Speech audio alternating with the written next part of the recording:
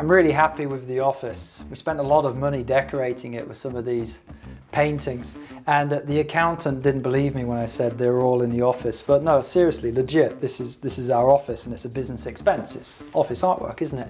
So we're all big movie buffs here, movie and TV buffs. I'm not particularly a Doctor Who fan, but I know Adam, he is a Doctor Who fan, so we had to have that in there. Me, I'm a bit older, and Close Encounters of the Third Kind was always one of my childhood movies. I didn't understand anything that was going on, but I watched that movie like 100 times at least. Here we've got Little Shop of Horrors, which I rediscovered recently when I saw the stage show, whole truck, and that was absolutely amazing. But we've got the Audrey 2. Here, I'm not a massive fan of this movie. I've only seen it once or twice. Ferris Bueller, but I know it's a cult classic. Jackson's a big fan of that, so that was Jackson's choice. This movie here was a terrible influence on me when I was a teenager and a young man. Turned me into a raging lunatic anarchist. But that's Fight Club. Fight Club, and that's the moment where Tyler Durden, working on the projector, splicing in single frame images of, I won't use the word, splicing in inappropriate images into kids' movies. And he's pointing at the cigarette burn there. Or the screen. Slip hazards. And you could also improve the... Go outside. Now normally, in a normal... So this is also another one of my childhood movies. Big fan of Back to the Future 1 and 2. I think 2 was always my favorite. But this is a Lego model, but it's not actually real Lego because the Lego model is like 200 quid. We decided to try buying it on AliExpress. Now this is like a £40 version. And to be honest, I don't think I'm ever going to buy the cheap ones again, because they do have some problems. And here you can tell it's the cheap version because it says fuel source is plutonium rather than plutonium. So there's actually a typo on the little sticker. This beauty here, this is the 700-pound Lego Millennium Falcon. It's absolutely huge. And this is the real deal. It's the real Lego.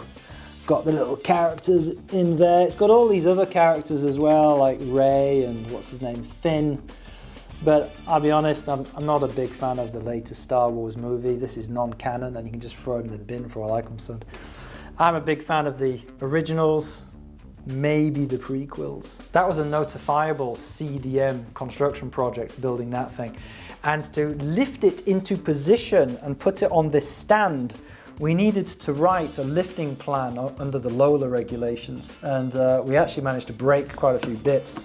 Here's a box of all the bits that kind of came off during the lift. Gremlins, that was one of my childhood movies. Of course, I was a little bit stupid as a child. So there's that scene where it talks about Father Christmas not being real, and somehow it just never really registered with me, and I continued to believe Father Christmas was real for a very, very long time. And it was only after I realized he wasn't real that I realized that I'd watched Gremlins like 1,000 times and they'd said that Father Christmas wasn't real.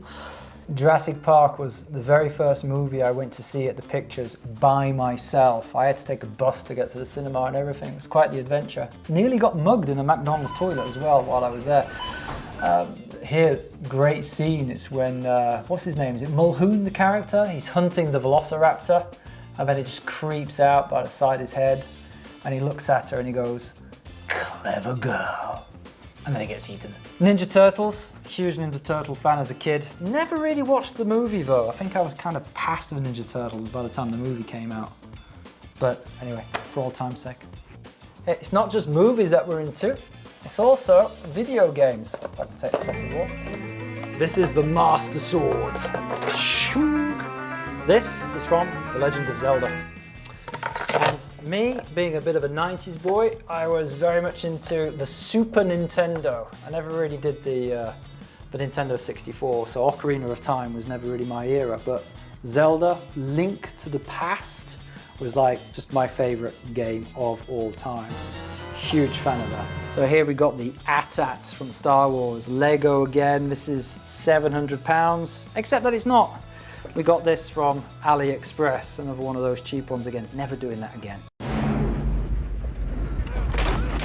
But we built this. This took several weeks to build, and it kind of looks the same as the original Lego. And we put some little characters on, and then I got this. And funny little story was that I got this off of eBay, and this was actually quite expensive because they don't make these anymore. And when my accountant saw the receipt from eBay, he just assumed it was a personal expense and then just decided to put that expense on my direct loan account, which meant I was paying for it. And I was like, no dude, it's an office decoration. And I had to send him a picture of this just to prove it. So it is an office decoration, we are in the office, and it doesn't belong to me, it belongs to Compassa. Anyway, why don't you let me know what crazy stuff, crazy decorations you've got in your office, and kind of just what rocks your boat. That would be nice to know. And if you know anyone who knows how to 3D print the rest of a Stormtrooper outfit, that would be cool, because I am sick and tired of having a Stormtrooper in his pajamas with that bulge in the background of all of my Zoom video calls. I don't know if it's supposed to make people smile or cringe, I don't know. Anyway, get dressed.